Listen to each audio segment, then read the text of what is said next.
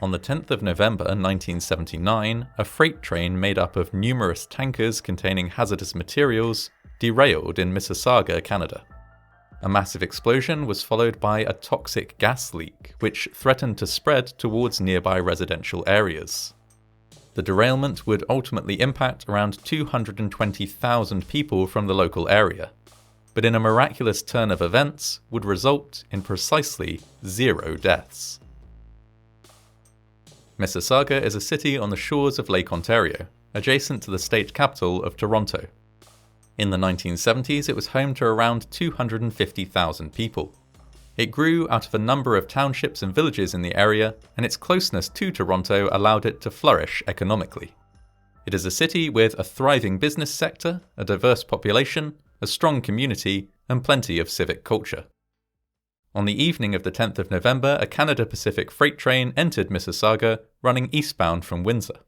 It was pulled by 3 diesel-electric locomotives and consisted of 106 cars, many of which were tanker cars. These tankers carried a range of hazardous substances including styrene, propane, caustic soda, and chlorine. In charge of the train were 3 crew members. Conductor Ted Nicol was joined by brakeman Larry Krupa and engineer Keith Pruss. Pruss was, incidentally, Krupa's father-in-law, and the pair often worked together on the railway. All was well on board the train as they entered the city, but as the train passed through the centre of town, a wheel bearing began to overheat. It would later emerge that this was due to the failure of a system designed to lubricate the bearing. The lack of lubrication caused friction, which generated heat. As the train progressed, the bearing became hotter and hotter to the point that it was emitting sparks and glowing with heat. Eventually, this accumulated heat grew so great that it burned through the wheel axle, causing the entire wheel assembly to detach. It pinged off, flew through the air, and landed in the yard of a nearby home. The car it had come from, the 33rd out of 106 in the train, derailed just after passing a busy level crossing. The other cars piled into it, derailing and splaying across the tracks. Several cars burst open, spilling their contents, some of which was flammable.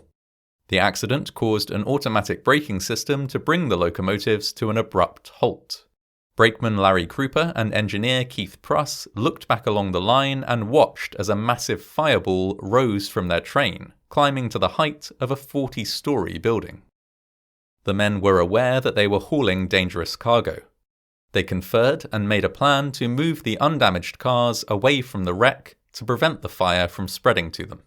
To make this happen, Mr. Krupa ran back along the line towards the conflagration and manually unhooked a coupling. Mr. Pruss was then able to drive the remaining undamaged cars away to safety, quickly removing a huge quantity of flammable material from the area. At the same time, emergency services converged on the site. It was a disaster larger in scale than many firefighters had ever dealt with before, but none of them hesitated to tackle the blaze, even as several tankers detonated in secondary and tertiary explosions. Deputy Fire Chief Ross Kelly later said, "It was an incredible sight. The explosion was like 1,000 feet high by 1,000 feet wide. I will say this about the men, I am proud of them. There was no backing down off this fire, not once. Not one man shirked. When you asked someone to do something, he did it, regardless of the danger." As soon as conductor Ted Nicol notified firefighters that the tankers contained potentially deadly chlorine, an evacuation was ordered. Police cars patrolled nearby streets, waking up residents and alerting them to the danger using loudhailers. Foot patrols then followed, knocking on doors and ensuring that families evacuated promptly. This initially involved only the residents closest to the site, around 6,000 people, but this number quickly grew to 20,000 as further explosions lit up the night sky. The scale of the evacuation would increase several more times during the next 24 hours. Evacuees were initially taken to the Square One Mall. However, as the weather changed and wind increased, it was decided that they should be moved further away to the Sherway Gardens shopping centre, and then further away again to the International Trade Centre. At the same time, a much larger swathe of the city was also ordered to evacuate. By the end of the second day, firefighters were still working on the wreck. By now, almost the whole of Mississauga had been ordered to evacuate.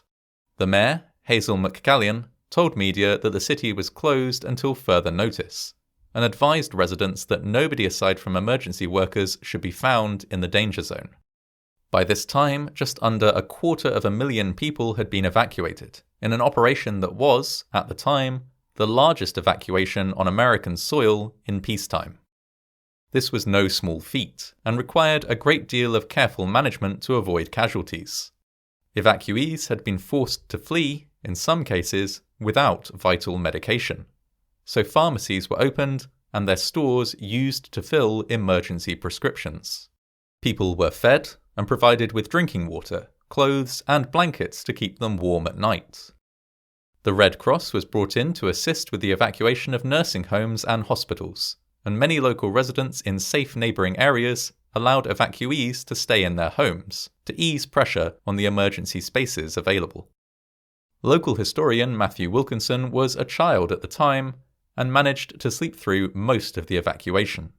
His mother chose not to wake him, and instead simply carried him to a friend's house.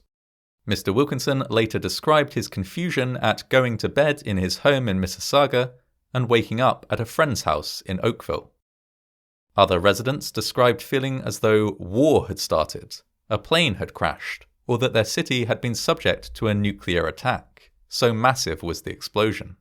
At the same time, however, many also noted that the community was extremely supportive during the evacuation, with residents going out of their way to help one another throughout. Firefighters worked at the wreck site for several days.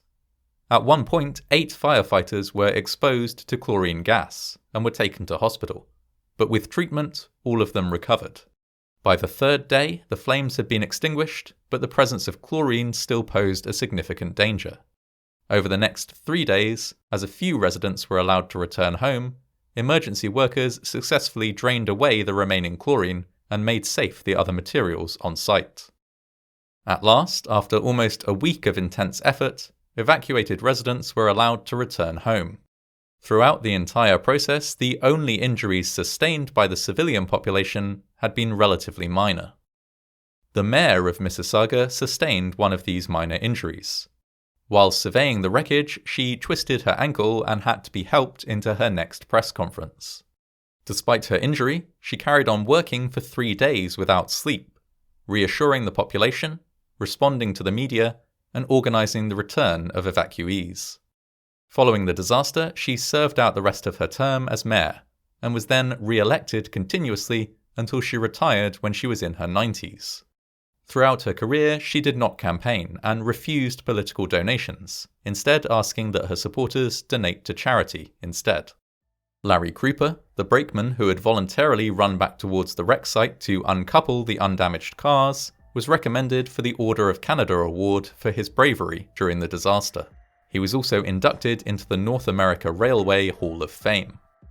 Thanks to his intervention, the tireless work of the emergency services, and a calm and supportive population, the disaster and ensuing evacuation resulted in no deaths or critical injuries. This incredible statistic, by the way, also includes the animal population of the affected area. Residents who had to evacuate were unable to bring dogs, cats, or other pets with them. Over the 7 days during which they were absent, arrangements were made for the Ontario Humane Society to work with firefighters in the danger zone to feed and care for pets that had been left behind. The response to the disaster was so exceptional that it was used as a case study, informing the emergency plans of other similar cities across Canada. Now, many years later, the derailment is a vital part of the history of the town. Although it was a destructive, frightening, and upsetting experience at the time, many residents now look back on it fondly as a time when their community was able to show its strength and unity.